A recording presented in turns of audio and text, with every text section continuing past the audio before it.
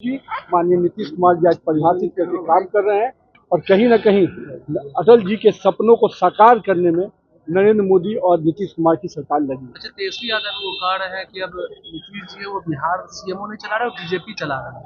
देखिए अब उनके शब्द क्या हैं। तेजस्वी यादव को जो जिस प्रकार से उनके पिताजी के समय में रिमोट से सरकारें चलती थी, राबड़ी देवी के समय में, उस तरह से उन लोग सोचते हैं। उनको नहीं मालूम है कि लोकतंत्र क्या होता है। जिस पार्टी में ही लोकतंत्र नहीं हो वो क्या लोकतंत्र की परिभाषा हम लोग को समझाएगा। जिसके परिवार में लोकतंत्र नहीं हो वो क्या लोकतंत्र की परिभाषा हमको समझाएगा। तो तेजस्वी यादव के न परिवार में लोकतंत्र है न पार्टी में लोकतंत्र है। वो तो राजशाही शासन के साथ सोचते हैं। तो जैसा अपनी करनी है वैसा दूसरे के बारे में सोचते हैं। बिहार विधानसभा का चुनाव होना है अगले साल, कौन होगा चेहरा? निश्चित रूप से नरेंद्र मोदी और नीतीश कुमार के नेतृत्व में भारतीय जनता पार्टी परचम लहराएगी। डबल इंजन की सरकार जो विकास के एजेंडे पे काम कर रही है। नीतीश कुमार नरेंद्र मोदी के विकास के कार्यों को आगे बढ़ा रहे हैं। पूरे भाजपा जदयू गठबंधन ये सब लोग मिलकर हम लोग सरकार बनाए। मुख्यमंत्री का चेहरा कौन होगा? आने दीजिए, निर्णय का है अब चिंतन नरेंद्र मोदी और नीतीश कुमार। आज हम सब लोगों के परम श्रद्धेय अटल बिहारी वाजपेयी जी की 100वीं जन्म जयंती का दिन है।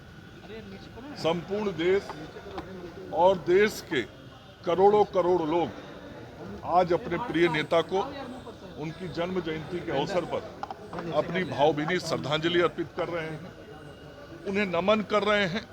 और आज देश का करोड़ों लोग निश्चित रूप से उनकी कमी को भी महसूस करता है और उनके नेतृत्व में जिस प्रकार से देश ने एक नई दिशा की तरफ कदम बढ़ाया था उस कदम को भी याद करता है।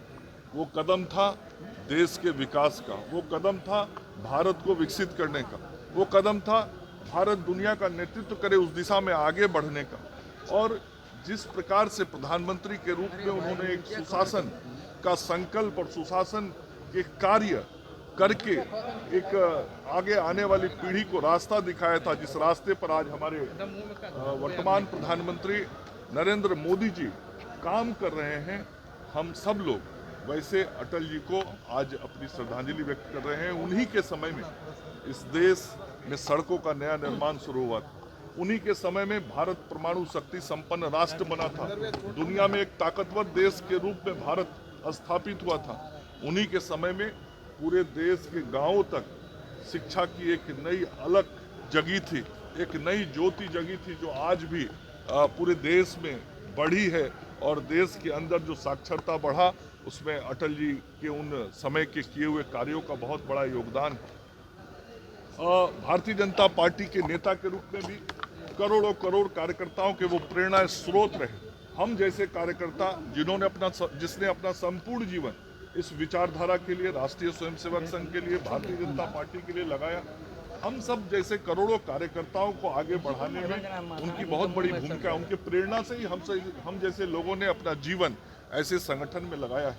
आज करोड़ों करोड़ कार्यकर्ता उनसे प्रेरित होकर इस देश को मजबूत करने के काम में भारतीय जनता पार्टी के संगठन के माध्यम से भी लगा है। और जहां जनता का आशीर्वाद मिला है, जनता के आशीर्वाद से सरकार में रह के जनता की सेवा भी अटल जी के विचारों के अनुरूप कर रहा है। देखिए लालू प्रसाद के परिवार को यदि 3 महीने में आपने सुना होगा तो वो कभी इसको कहते हैं, कभी उसको कहते हैं, कभी उनको कहते हैं। देखिए लालू प्रसाद जी का परिवार सिर्फ और सिर्फ भ्रष्टाचार के लिए जाना जाता है। लालू जी के परिवार के द्वारा इस बिहार को लूटने का काम किया गया और इस तरह का बयान लालू जी पहले बोले, फिर उनके परिवार के बच्चे बोल रहे हैं। ये अत्यंत ही दुर्भाग्यपूर्ण है। तो अमित शाह चला रहे हैं, बीजेपी के नेता चला रहे हैं। क्या कर रहे हो? सर तेजस्वी यादव ने बोला है कि सीएमओ को बीजेपी के नेता अमित शाह चला रहे हैं। तेजस्वी यादव जी क्या है, उनकी पहचान क्या है?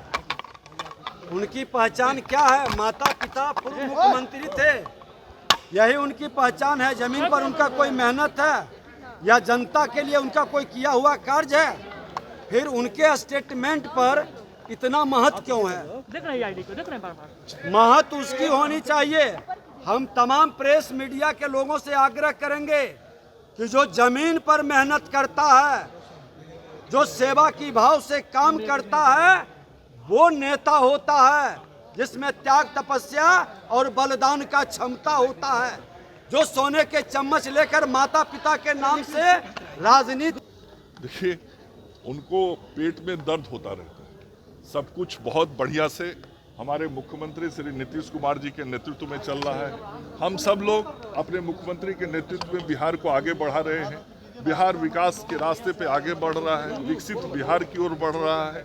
जनता का विश्वास बढ़ रहा है। उपचुनाव में भी जनता ने चारों सीट एनडीए की झोली में डाल दिया। तो इन सारे कारणों से उनके पेट में दर्द हो रहा है। अब उस दर्द की दवा तो उन्हें ही खोजनी पड़ेगी।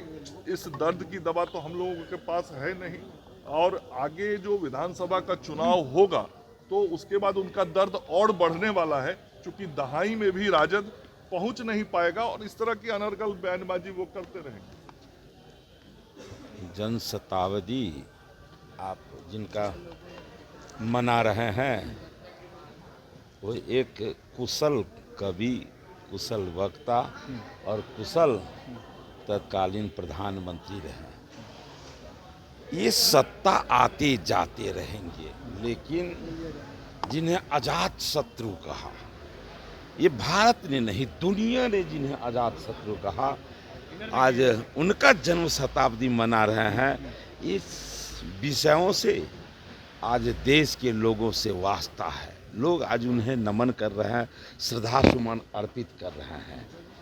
दूसरा विषय है कि आपने कहा, दूसरा क्या है, बदलने की तैयारी हो रही है। ये कौन कह रहे हैं? तो ये मीडिया की खबरें हैं। अब मीडिया की खबरें करिए, किनका ये अनुमान है? ये कौन अनुमान लगा रहा है? गृह मंत्री कह रहे हैं कि अभी तक निर्णय नहीं हो पा रहा है कि किनके नेतृत्व में चुनाव होगा, बिहार विधानसभा चुनाव। तो अभी चुनाव का इतना दिन है, ये क्यों समझ लिए? तो वही एक बात भाजपा के शीर्ष नेता कह रहे थे जब सरकार नहीं बनी थी कि नीतीश कुमार ही चेहरा है, लेकिन आप क्लियर नहीं कह रहे हैं कि नीतीश कुमार चेहरा है। कौन नहीं कह रहे हैं? हर कोई तो कह रहे हैं।